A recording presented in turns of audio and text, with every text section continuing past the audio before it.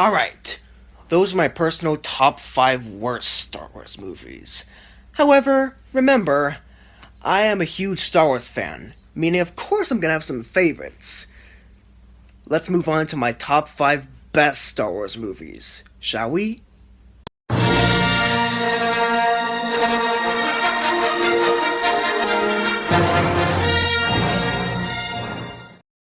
Return of the Jedi. This final installment in the original trilogy starts off with Luke, Leia, Chewbacca, Lando, C-3PO, and R2-D2 trying to rescue a carbon-free Han Solo from the vicious Jabba the Hutt. After a series of battles against Jabba, the friends finally free Han. A little later, Luke's mentors Yoda and Obi-Wan Kenobi insist Luke to confront Vader and even destroy him. But Luke is wondering if the Sith can be turned back to the light side of the Force. Meanwhile, the Rebel Alliance is given the task of blowing up a second Death Star above the planet Endor that the Emperor himself has been overseeing. Do you want to know something weird but true? I actually prefer this movie than its predecessor, The Empire Strikes Back. But why? Because I think it's far more sincere and tender than Empire. What I love the most about it is how it handles Vader's path to redemption. The movie isn't scared of challenging its audience with morals about second chances, confronting evil with love instead of violence, and how even the blindest of people can change. However, there are some reasons why this is so low on the best list. Heck, this was originally going to be my number 1 pick. The movie's main downside is that it doesn't feel as cinematic or climatic as Empire Strikes Back was.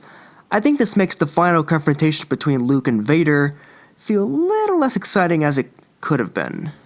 But despite problems like this, I still highly recommend Return of the Jedi, because it's just a great example of a trilogy finale done right.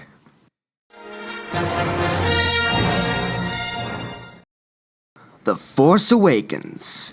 In this first entry in the sequel trilogy, Luke Skywalker has disappeared from the galaxy, and at the worst time too. An evil military group called the First Order has risen to power and is trying to hunt down Luke.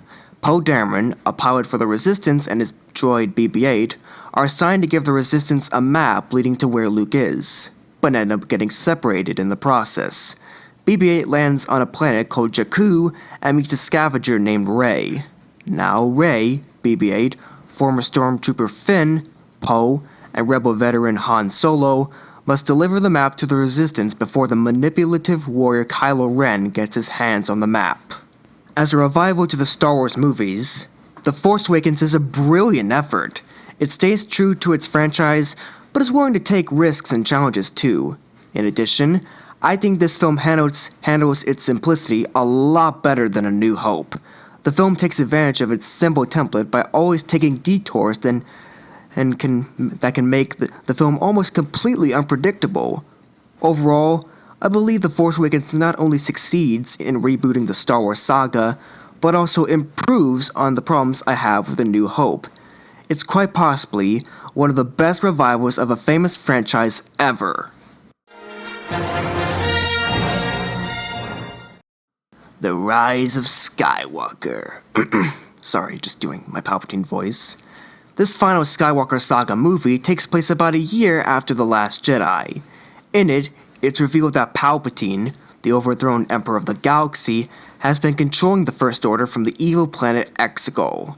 There, he instructs Kylo Ren to find Rey and bring her to him while he prepares the Final Order, a group of Star Destroyers made especially for the final showdown between the Resistance and the First Order. Meanwhile, Rey discovers that she is the daughter of Palpatine, and will have to confront him as the conflict between the Jedi and the Sith culminates. Oh my gosh! This may not be as satisfying as Return of the Jedi was, but it's still wonderfully made as it is. Sure, The Rise of Skywalker may not be visually impressive as the last two movies were, but you know what? I don't really mind, simply because this is so far the most challenging movie in the Skywalker saga. You see, while it is emotionally tormenting enough to discover that your father was a hero turned bad, it's even more troubling that your grandfather was a villain who was purely evil.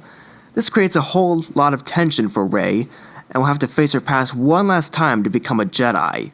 Also, I will give praise to The Rise of Skywalker for managing to have a more cinematic climax than Return of the Jedi. Think about it.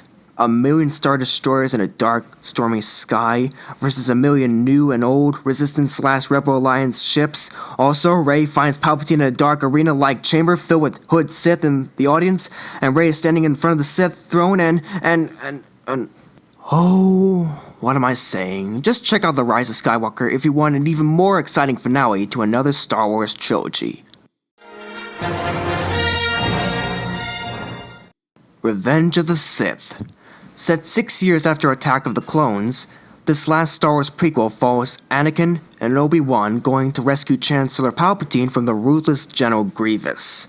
After they succeed, Anakin is assigned to spy over Palpatine, while Obi-Wan tries to hunt down Grievous. While doing his job, Anakin not only starts to lean towards the dark side, but also begins to notice that Palpatine may not be what he seems. This is a huge improvement over the last two prequels, since it's the most sincere and well-paced one. Not to mention, it gives us all that of what we wanted to know considering what we learned from the original trilogy. Not only that, but everything about these reveals makes sense. If you're a massive Star Wars fan, I will assure you that this is definitely the most favorable of the prequels.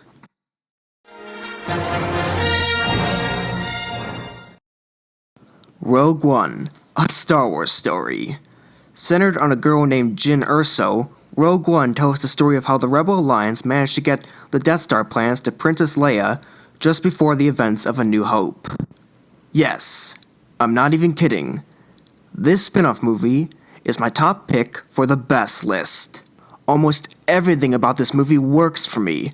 The characters are likable and a little interesting, the acting is top-notch, Michael Giacchino's musical score is noticeable and emotionally engaging, and the visuals set up an atmosphere that can be downright stunning to look at. I think the only thing that holds this movie back is its villain, Orson Krennic, the original owner of the Death Star. He's just your typical military bad guy who doesn't have the things that made villains like Grand Moff Tarkin and Grand Admiral Thrawn so memorable. But I still really enjoy this movie, and have to say it's currently my favorite Star Wars movie. What the heck were you thinking, 2016 me?